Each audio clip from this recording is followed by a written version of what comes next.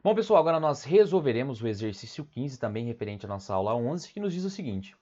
Um bloco A de massa 6 kg está preso a outro B de massa 4 kg, por meio de uma mola ideal de constante elástica 800 N por metro.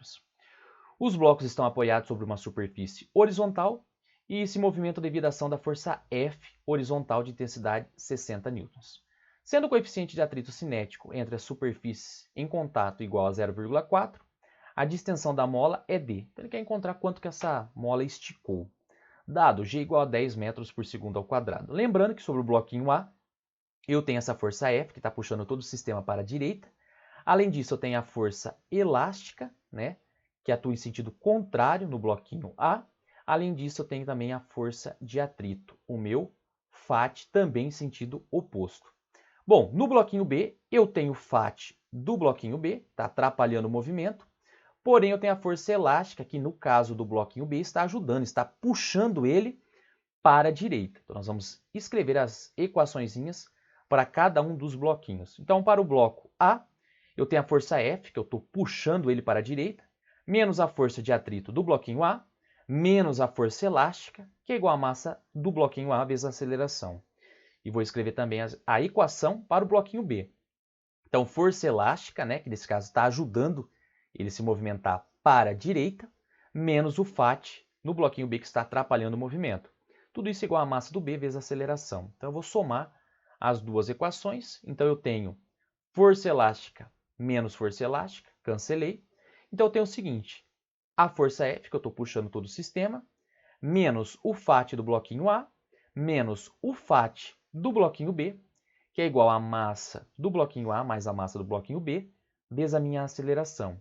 Para calcular a força de atrito, é o μ vezes a normal, e normal é igual a peso, que é massa vezes a gravidade. O coeficiente, né, da superfície é o mesmo, tanto para o bloco A como para o bloco B, 0,4. Fazendo as continhas, eu encontro que o meu FAT, a força de atrito sobre o bloquinho A, é de 24 newtons, e a força de atrito do bloquinho B, 16 newtons. A força F, que eu estou puxando todo o sistema para a direita, 60 newtons. Então fica 60 menos 24 menos 16, que é igual a massa do A mais a massa do B. Massa do A, 6, massa do B, 4, 6 mais 4 dá 10. 60 menos 24 menos 16, eu tenho 20, que é igual a 10 vezes A. Esse 10 ele está multiplicando, ele vai passar dividindo. 20 dividido por 10, eu encontro uma aceleração do sistema igual a 2 metros por segundo ao quadrado. Bom, agora eu preciso encontrar quanto que essa mola vai esticar. Então eu vou escolher uma das duas equações. Então nós vamos utilizar de baixo, que é mais simples. Então eu tenho força elástica menos o FAT do B, que é igual a massa do B vezes a aceleração.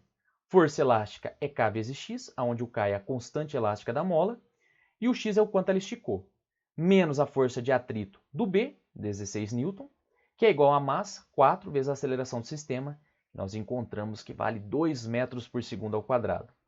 O K vale 800, o X é o que eu quero encontrar, tá? É menos 16, passa para o outro lado, mais 16, 4 vezes 2, 8.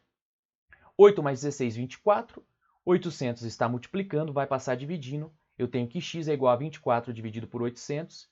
Eu encontro um x de 0,03 metros. Essa vai ser o quanto essa mola vai esticar. Lembrando que 1 metro tem 100 centímetros, então eu vou multiplicar isso por 100.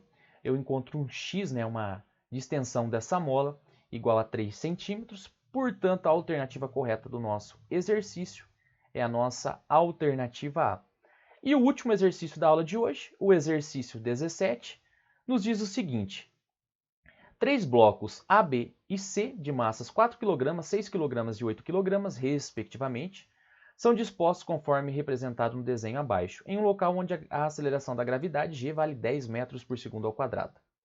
Desprezando todas as forças de atrito, considerando ideais as polias e os fios, a intensidade da força horizontal F, que deve ser aplicada ao bloco A, para que o bloco C suba verticalmente com uma aceleração constante de 2 metros por segundo ao quadrado, é D.